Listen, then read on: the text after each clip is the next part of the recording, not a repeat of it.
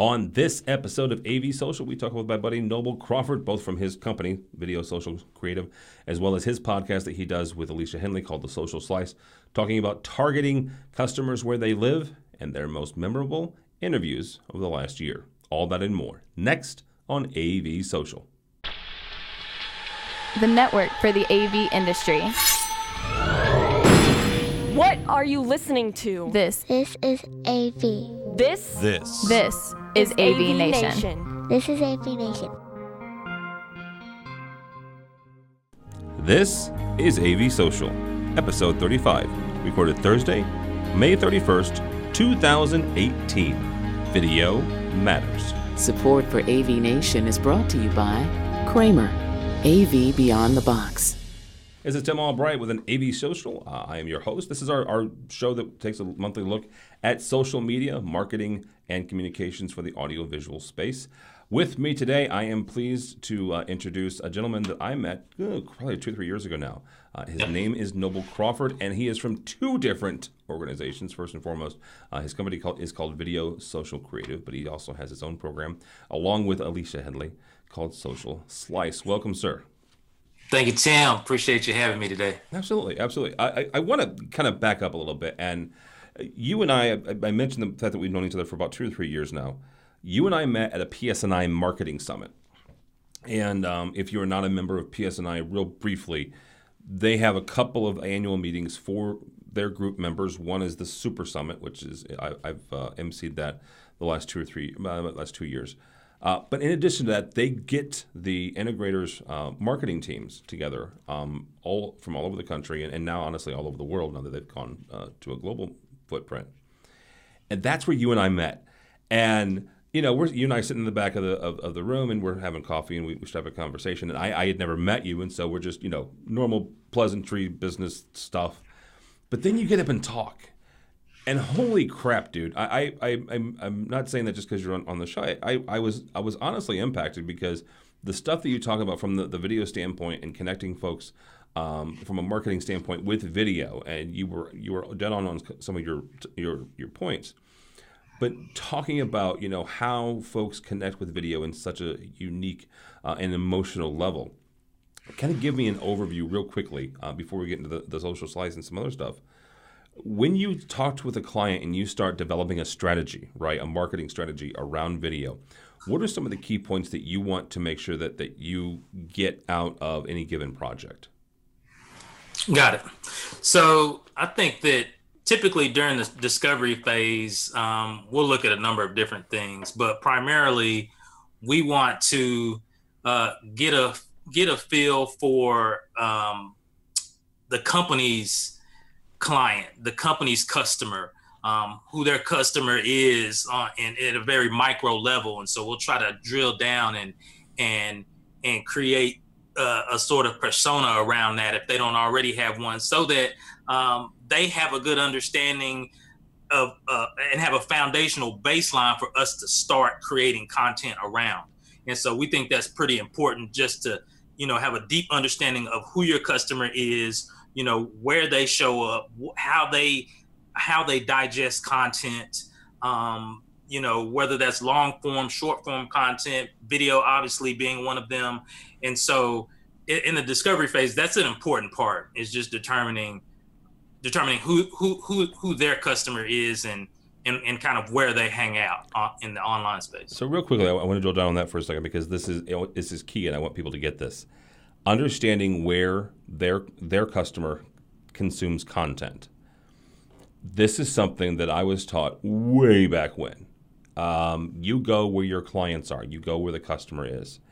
And I remember vividly a disagreement I had with a certain member of a management team that I was working at about iTunes. And this is 2004, 2005.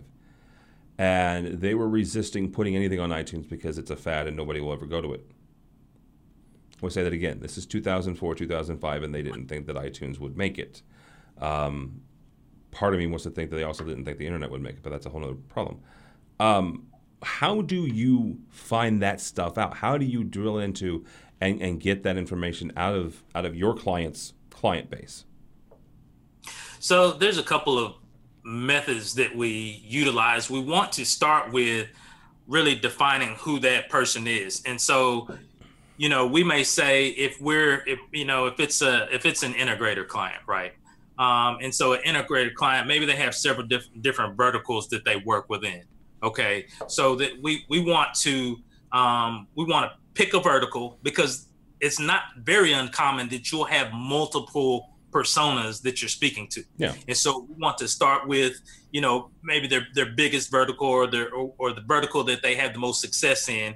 And then we want to drill down. So we want to determine in that vertical, what does their typical client look like? Okay. Is that client,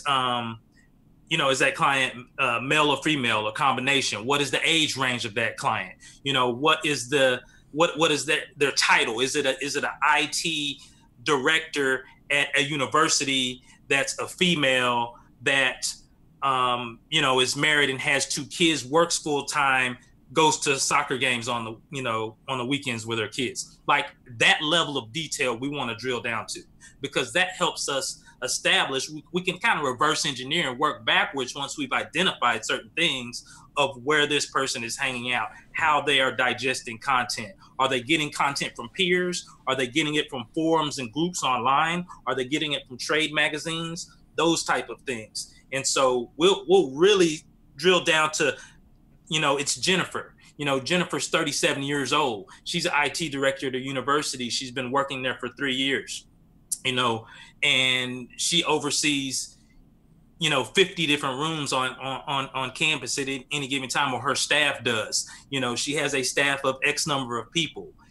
She in her off time, she listens to podcasts, like yours or industry podcasts to stay abreast of what's going on. Or she watches, YouTube videos or even podcast videos, So we'll drill down to the most micro level that we can to determine who this person is, where they're hanging out, how they digest content. Well, and what I not to belabor this point too far, but I want to give folks something to take away here.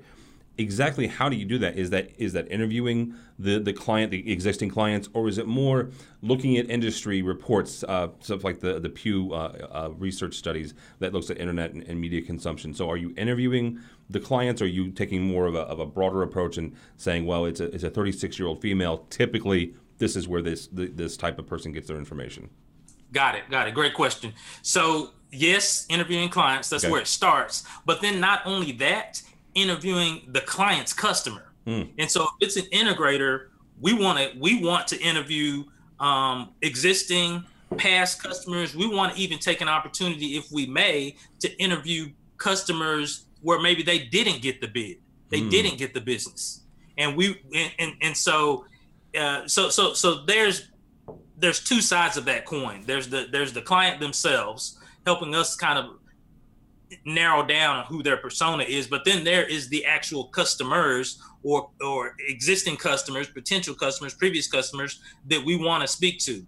And so that kind of helps us develop a holistic picture of who this persona might be. Yeah. So those are the 2 primary methods. I think I know the answer to this, but I still want to hear it from you.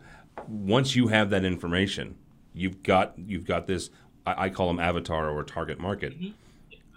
What is your next step, right? What do you know where they live, not their address, but you know where they live, their where they get their content. What is your next step, and what is your client's next step? Right. So then we really start talking about, once we determine where they're getting their content and how they're digesting it, then we can start to really look at putting together a strategy that speaks to where these folks are hanging out, how they're getting their content. And so a lot of times, because we're a video first agency, we like to lead with video. Yeah. Just because we understand the power of it. And so a lot of times we'll look at this person is on Twitter, and they're engaging with different pieces of content on Twitter. But those pieces of Twitter content typically will lead back to somewhere, some web page, some site of some sort. And so we want to do 2 things. So we want to develop a strategy that is going to put content where they hang out. So that could be organic, or it could be a paid strategy. Typically, it's going to be a combination of both, because we want to meet them where they are, but we also want to show up in places where they may not typically see us. So there's some paid strategy behind that. But once we determine who they are, then we'll start to kind of put the strategy together, to the content strategy together, to determine types of content, how much, frequency, placement, ad spend, if any, all of those sort of things. Before we get to the social slice, but which we are going to get to, you and I were both at Integrated Systems Europe this year. And you have clients there, right? You have clients that go to ISE. Can you talk for a second, really quickly, about the differences between marketing and video marketing in the U.S. versus outside of the U.S.? Good question.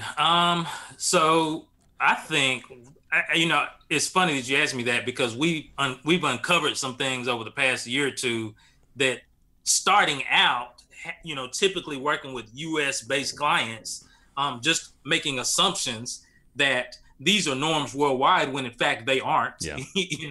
Brought some things to light for us. So, for example, we have a client that we work with overseas, and where we typically talk about using all the big platforms here. We typically talk about using Google. We typically talk about using Facebook.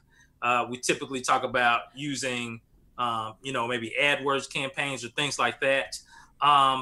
Those are great on a global level, but a lot of the platforms that we use are heavily used platforms here in the US, but not as much so overseas. And so it's been a little bit of a learning curve to understand what are some of the more common platforms over there that that their customers are getting content from or engaged with, and developing strategies around those, as well as their U.S. presence. Because a lot of those foreign companies, a lot of companies overseas, they have a good U.S. presence, a pretty sizable U.S. presence as well. So there's some dual strategy, and a lot of that we get assistance from the clients directly, because that has been a learning curve for us as well. Well, and is it something where you get more assistance from their local offices there? Let's say that you're talking about somebody in the UK or somebody in Southeast Asia. You get help from their local office, or more from the corporate level? Typically, we're getting it from the marketing department that's on the ground in that location. Okay. And so we're working typically with a marketing director or a marketing team, that sort of person. A lot of times, sales will get involved to some degree, but typically it's a local person in that market that they may work at the corporate office, but they understand their market, they understand their customer and how they consume content. Yeah, absolutely. All right, I want to turn the corner here and talk about your show, Social Slice. You guys are on your third season already. Good night. You and Alicia Henley. If you don't know Alicia, just look up the Smooth Factor. Still one of the coolest Twitter names, Twitter handles out there. Talk for a second about what some of the things that you guys have been able to discover and some of the folks you've been able to talk to over the last 3 seasons. Sure. So just to give a little bit of history there, we actually started at Infocom last year. Okay. That was actually the first time that we met in person. We had been discussing it and having a dialogue with it since the fall prior to that. But we were able to meet in person at Infocom last year. We did a bit of a promo show in one of the booths out there, and then we launched right on the heels of that. So it has been an exciting first year up to this point. But the reason that we initially, started Social Slice, having ran the agency for a little while, I had always had a desire to kind of launch a podcast, but I wanted to launch something that was complementary to, some of the services and things that we provide in the agency, and just have an opportunity to, produce some good content, connect with some new people, things like that. And as Alicia and I kind of dialogued about it, I knew that her strength was in social media. Yeah. And so, and she's really heavily immersed there. And while I am to a certain degree, not so much as she is. And so it was a good blend and a good fit for us to kind of come together and do something that is of interest to me, certainly in the business that I'm in, but is that she's passionate about. Yeah. And so we were able to kind of launch that. But our initial vision was to do something in that space with a broader audience of technology, a wide, broad audience of technology, okay. Right? And so not necessarily specific per se to the kind of the niche AV industry under the technology umbrella, but to a broader audience. And we've had a little success with that, but as because we're entrenched in this AV business, obviously that was just a natural byproduct of the show, I think, and the audience kind of jumping in, but that wasn't our initial intention. And so we've been able to get have some listeners in the software space and on the IT side, and that's been great and everything. But I think going forward, our goal really is to just how can folks use social media to to grow their brand, to grow their business. Maybe it's a personal brand. How can they use it as part of their marketing strategy? And we, just providing tools, tips, and tricks, and getting on with thought leaders and people that are doing it and making an impact in these different areas, and using their content and their ideas to show our audience, best practices and how it can be done. Yeah, absolutely. And so that's kind of how it started and brought us to where we're at. What are some of the more unique or memorable people that you've interviewed over the last year?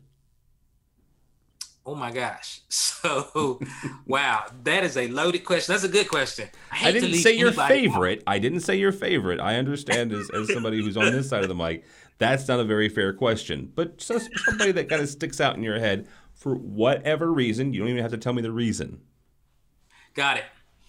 So, a couple of shows that really stand out to me.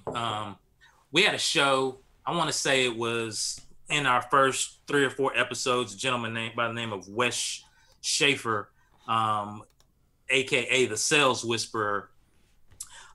He came on and he really just dropped a ton of knowledge about, leading with sales first. Trucks don't move until a sale is made. Yep. And so, and the importance of that. And it really stepped outside a little bit of our core message. But it was so important and so invaluable. But what really struck a nerve with me was not only Wes is the type of guy that he walks the walk. He doesn't just talk about it. And so what really struck a nerve with me is that after some weeks after this, the hurricane down in Houston happened in that whole area, and it was it's pretty epic, as you know. And Wes used his connections that he had made, in selling, basically, and his connections that he had online, and used social media to build. I don't even know how much it was, but he built quite a bit of money up through donations to get supplies, and actually drove down there from California to Houston, multi-state. He flew into, I think he flew into some regional airport here in Texas, and then drove down to Houston, rented a truck, picked up his friend's boat, and was out, in the flooded zones, delivering food, buying thousands of dollars worth of products at Costco. And a lot of what he was able to do was through social media. Yeah. And through contacts that he made through his, through selling. And so it was just, that impacted me. So that's a memorable one, not just what he delivered in the show, but how he followed up and who he is as a person after the show. Another one that was good was George Fournier. Yep. So George, with the avgivesback.org, we featured him, and that was on the heels of some natural disaster stuff going on.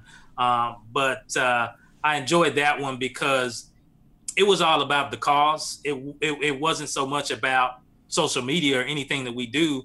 It was really putting a message out and just trying to see how we could use our platform that we were in the process of developing to, not only help folks in our industry that were impacted, but on a much bigger scale. And I like what George is doing. George put us in contact with some organizations that were helping out hurricane relief. And so that episode impacted me. So it may be more of the social good type episodes that have had a real, deep impact on me personally. But those tend to stand out. Well, no, those are actually both excellent examples. I know that we've done some stuff with George as well. He has since moved on from FSR and now he's an integrator now. So for the first time in a while, but he's still doing AV Gives Back. So.